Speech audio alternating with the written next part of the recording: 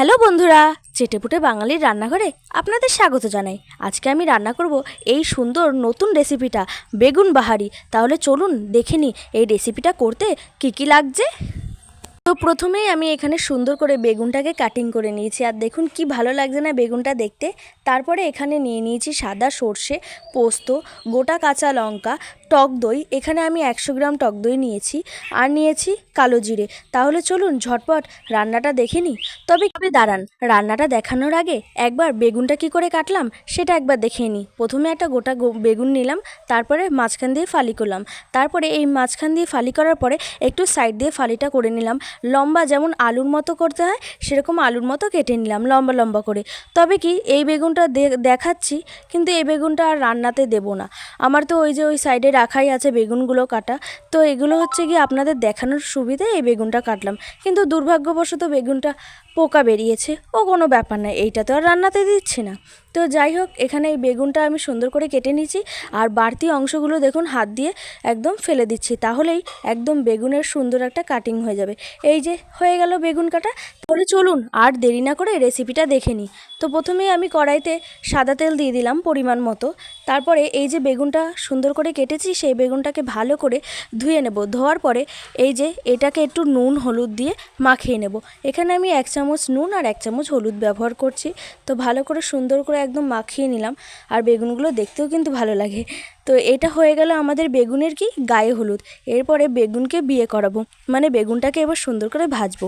আর ততক্ষণে দেখুন আমার তেলটাও কিন্তু বেশ ভালোই গরম হয়ে গেছে। এরপরে এই বেগুনগুলোকে সুন্দর করে ছেড়ে দেবো। বেগুনগুলো বেশ লাল লাল করে ভেজে নেব, তাহলে কিন্তু দেখতে সুন্দর লাগবে। আর যখন আমি দেখেছিলাম না যে সোশ্যাল মিডিয়াতে সেই অরুণদার ফেমাস একেবারে বেগুন সুন্দরী, আমার বেশ পছন্দই হয়েছিল। তাই ভাবলাম কি যে আমিও তাহলে একটা বেগুনের রেসিপি করে দিই। তো এই রেসিপিটা আমি আমার মায়ের কাছে শিখেছি। আসলে আমার না বেগুন খেতে একদম পছন্দ না, কিন্তু ছোটোবেলায় মা বলছিল যে আমি বেগুন দেখলেই একদম দৌড়ে পালিয়ে যেতাম, বেগুন দিয়ে আমি ভাত খেতামই না।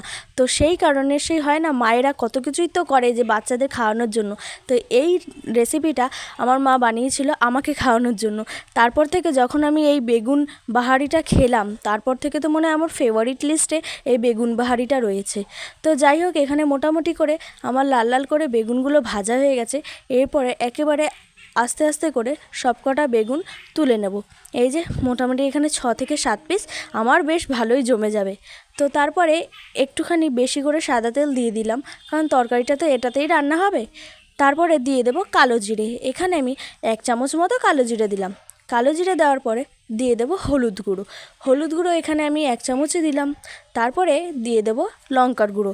লঙ্কার গুঁড়ো আমি 1 চামচই দিলাম। সব কিছু 1 চামচ করে দিয়ে দেব, আর নুনটা দেব স্বাদ মতো। তারপরে দিয়ে দেব জিরের গুঁড়ো। এখানে আমি 1 চামচ জিরে অ্যাড করলাম। তারপরে হয়ে গেছে মোটামুটি আমাদের মশলা দেওয়া। এরপরে মশলাটার সাথে একটু একদম সামান্য পরিমাণ জল দেব, যাতে মশলাটা ভালো ঝোল ঝোল হয়। আর এটাতে তো আর বেশি জল দেব না, কারণ এটা যেহেতু পুরো গামাখা গামাখা হবে, তাই এই অল্প অল্প করেই জলটা দেব। মশলাটা একটু ভাজা ভাজা হতে থাকুক। ভাজা ভাজা হয়ে গেলেই আমরা তারপরে একে একে দিয়ে দেব সব আরও মশলা। তো এখানে মোটামুটি ভাজা হয়ে গেছে। এরপরে দিয়ে দিলাম পোস্ত বাটা। পোস্ত বাটাটা আমি দিয়েছি এখানে 2 থেকে 3 চামচ। আর ভাবলাম কি পোস্ত বাটাটা একটু জলে গুলিয়ে দেব, ওটা মনে নেই। আর দেখুন পোস্ত বাটাটা ছেড়েছি, কেমন দানা দানা হয়ে গেছে। তো কোনো ব্যাপার না, এই যে পোস্ত বাটাটা দিয়ে দিয়েছি, আর একটু ভালো করে ম্যাশ করে নিচ্ছি, নাহলে না একদম শক্ত শক্ত দানা দানা থেকে যাবে, খেতে ভাল লাগবে না।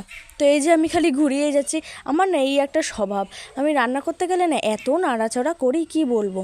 তো যাই হোক, এখানে পোস্তটা দেওয়ার পরে আমি একটুখানি জল দিয়ে দিলাম। এবার ভালো হবে, বেশ ম্যাশ হয়ে যাবে, আর দানা দানাও থাকবে না।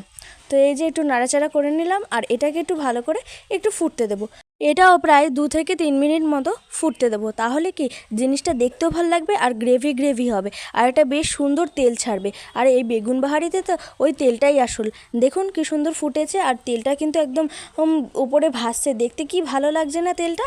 তারপরে এর সঙ্গে দিয়ে দেবো টক দই। এখানে আমি 100 গ্রাম টক দই আর সাথে 50 গ্রাম জল মিশিয়ে মোট 200 গ্রাম বানিয়ে গুলিয়ে ভালো করে টক দইটা ভালো করে আগে ফেটিয়ে নিয়েছি, তারপরে এটার সাথে দিয়ে দিলাম। আর দেখুন কি সুন্দর লাগছে না কালারটা, আমার তো বেশ ভালোই লাগছে। তারপরে এই মশলাটাকে 5 মিনিট মতো ফুটতে দেবো। তাহলেই মোটামুটি আমাদের এই বেগুন বাহারি রেডি। তবে এখনও হয়নি, এরপরে আমরা এর সাথে অ্যাড করব কাঁচা লঙ্কা। এখানে আমি 4 থেকে 5টা কাঁচা লঙ্কা দিয়েছি, আর আপনারা আপনাদের স্বাদ মতো দিয়ে দেবেন। তারপরে আমি দিয়ে দিচ্ছি চিনি। আর যেহেতু এটা নিরামিষ তরকারি, তো সেই কারণে একটু চিনি না দিলে হয়, আর নিরামিষ তরকারিতে তো চিনি দিতেই হবে। আমার আবার তরকারিতে একটু মিষ্টি মিষ্টি বেশ ভালোই লাগে। তবে হ্যাঁ, সব তরকারিতে আমি দিই না, এই নিরামিষ তরকারিগুলোতে একটু বেশিই দিয়ে দিই। তো যাই হোক, এখানে অল্প পরিমাণ মানে আমি এখানে 1.5 চামচ চিনি ব্যবহার করেছি। তারপরে একে একে যখন তরকারিটা ফুটতে শুরু করলো, একে একে আমি এই বেগুনগুলো ছেড়ে দেবো। তারপরে এই তরকারিটাকে প্রায় 5 মিনিট মতো ঢাকা দিয়ে রাখবো। তাহলেই আমাদের বেগুন বাহারি বা বাহারি বেগুন তৈরি হয়ে যাবে। আর এই বেগুন বাহারিটা গরম ভাতের সাথে একটু সাথে লেবু, উফ, যা লাগে না খেতে। আপনারা বা আবার ইচ্ছা হলে রুটি দিয়েও খেতে পারেন, আপনাদের ইচ্ছা। তাহলে বন্ধুরা, বেগুন সুন্দরী তো আশা করি খেয়েছেন, বাড়িতে ট্রাই করেছেন, কিন্তু এই বেগুন বাহারিটা একবার ট্রাই করে দেখতেই পারেন, ভীষণ ভালো লাগবে। তাহলে বন্ধুরা, এই রেসিপিটা কেমন লাগলো অবশ্যই কমেন্ট করে জানাবেন। আর ভালো লাগলে আমাদের চ্যানেলটা সাবস্ক্রাইব করে আমার পাশে থাকবেন। আপনাদের সাথে দেখা হবে নতুন ভিডিওতে। টাটা।